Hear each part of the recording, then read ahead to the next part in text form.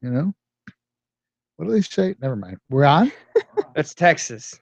No, Texas. There's only, There we go. I just said that to a friend of mine who just moved there. You know we're broadcasting, right? Hi. Hi. Welcome to segment 6, where we make a habit of sticking our foot in our mouth. We're going to talk just briefly this evening about Donald Trump and The Don. the Don. Yeah, the Don. And I've said this several times tonight and several times before tonight. I find it very hard to believe that I'm sticking up for Donald Trump. But listen to these are just some quotes from Donald Trump, and it will tell you why. And by the way, the numbers came out. I got this today. Trump leads the GOP field in North Carolina with 16%, followed by Jeb Bush and Scott Walker, 12% each. Trump right now is the top candidate in the Republican Party. And here's why. This is stuff that he said in public, giving speeches. The silent majority is back in America. Does that play to the audience? Okay. The silent majority. We have to stop illegal immigration. We have a situation that is absolutely out of control.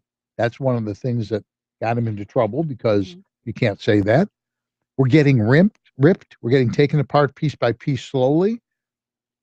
He links illegal immigration to violent crime and argues America's no longer competitive in the global economy. Obamacare needs to be eliminated, but his words were, we have to repeal and replace Obamacare because you have to take care of everybody. He says, I love you conservatives, but we have to. And then he goes, and this is really, he would decimate the Islamic State, ISIS. He says, I would decimate ISIS. His words were, I would take them out so fast, ISIS will be in so much trouble. And then the famous one about Mexicans come across the border. They're bringing drugs. He says they're sending people who have a lot of problems. They're bringing drugs. They're bringing crime. They're rapists. He said, and some I assume are good people, which is fair. And that's what got him into all the trouble with the press. Yes, initially. Is there anything in here that's not true? He just chose poor wording. I think the big thing that a lot of people had wrong with it was the fact that he used the word sending, implying that Mexico is, and might be, I don't know. I think they do. Implying that they're just shipping people across the border. I think that they're getting rid of taking the garbage out as well. Yeah. I just can't, sorry, I don't mean to completely take over this segment, but I just can't believe that this is such a hot button topic with people. Like, we can't even take care of our own people. Why are we taking on other countries? This shouldn't even be up for debate. I mean, whether you like to believe it or not, we're a nation of laws, and when we don't follow them, things happen. There are consequences for actions. Yeah. But this president has not been deterred by law. Whatever. No, not at all. He seems to relish muddy pen. flaunting it. I can't get over in the last couple of weeks how, Donald Trump said what he said about the Mexicans that are coming into this country illegally, and then that woman was murdered in San Francisco. I mean, you almost couldn't plan it better.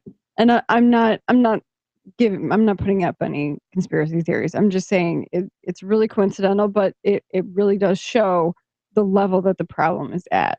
Oh yeah, and it was done in a sanctuary city, sanctuary city, which in and of itself is a violation. Yeah. Okay. I mean, they're harboring. It's a disgusting concept. Right. I mean, on its very face, it's a disgusting concept. Trump, all these candidates dance around issues because you know what's happened? Republicans are as bad as Democrats. They don't really get what's going on in the world. They don't understand that the majority of people now are going, even Democrats have begun distancing themselves from this administration, going, oh, this is over the top. Yeah. They're not, our people who are running on the ticket now, Jeb Bush and all, they're not listening to what the average American is saying. Well, and it's things like this that hurt us, and they're insensitive to it. Exactly. They're insensitive to the fact that it's ruining our economy. It's making our cities dangerous.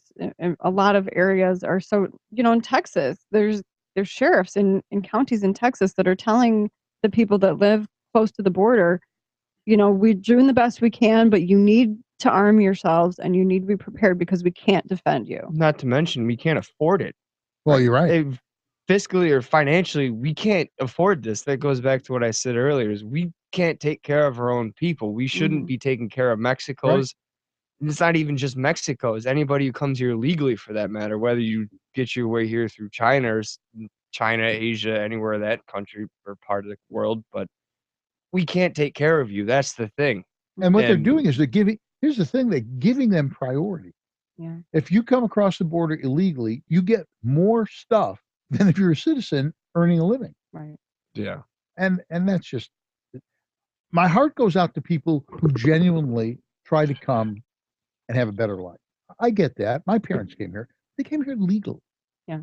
They came legally. We have a waiting list of people who want to get in this country. What do you think all their people are thinking when all they got to do is cross a river that you can walk through? Right. Yeah. I know a Canadian guy who came here to go to college, and then he applied to be able to stay and work after college. And he tried to become naturalized. And it took him, he had to he was in the military reserves. He was in the naval reserves, and they still wouldn't give him a spot on the list.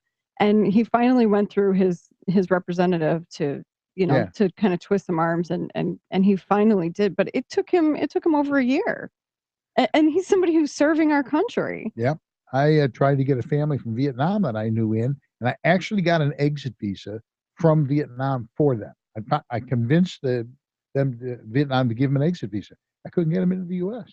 Mm-hmm. This was a woman who owned her own business, had a family, very upstanding people, very industrious. Well, most people come from Asia, work their butts off. Yeah. So they're always a good risk in terms of who you're going to let be a citizen. And I couldn't get her in the country. It was under Bill Clinton. I tried for 10 years. Yeah. And then they just, no, you can't do that. And yet you can walk across the doggone river and you're fine. Mm-hmm. I had just two things. One, I just cannot believe that Bush versus Clinton is an option again. That's just absurd. I understand that you have this is going a little off topic, but that was before you were born. How can you even be upset about that?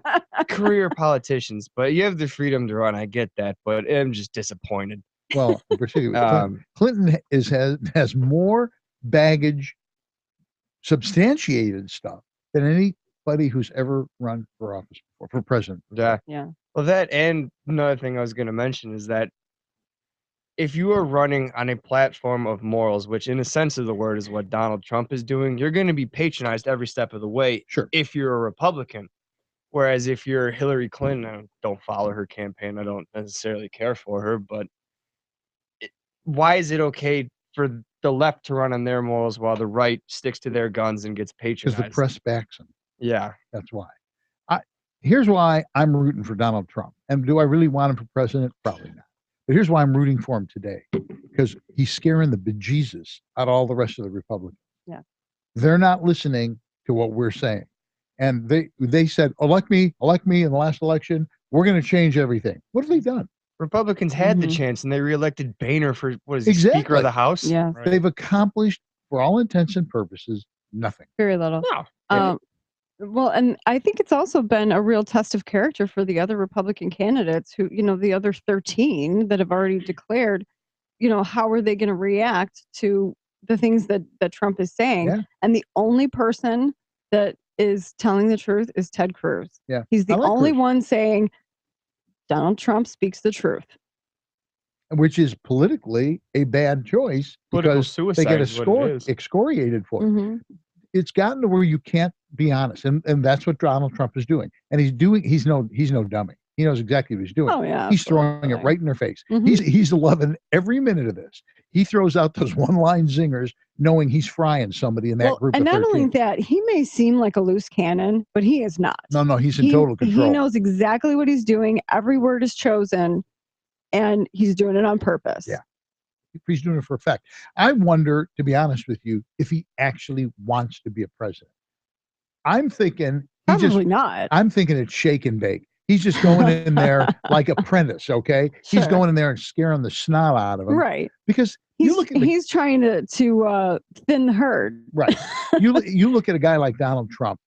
I can't even picture him as president. First of all, he's not a guy that's real good at compromise. Okay, No. if you're going to be president, you got to kind of work the room, and stuff. Mhm. Donald Trump walks in and just tells everybody to shut up and takes over. Yeah, Mhm. presidents don't do well at that. I'm really thinking that what he's doing is he's just going, you know what? Let's have a little fun with this. Mhm. Let's scare the snot out of these guys. Maybe one of them will actually rise to the top. Yeah. I don't know. We'll see. But right now, I'm loving what he's doing. Good debate material. Yeah, absolutely. And they're trying to. They're trying to keep him out. They're trying Yeah. to keep him out of a debate. Mhm. Yeah. They don't want him to be in the debate. There's Why? no possible way. He's going to be the top fundraiser. He's going to be yeah. the top in the polls. They're going to have no choice but to let him Yeah. in. They have to. And see, they're afraid of him because he will get up there and actually say what people believe. And of course, they want to skirt those issues.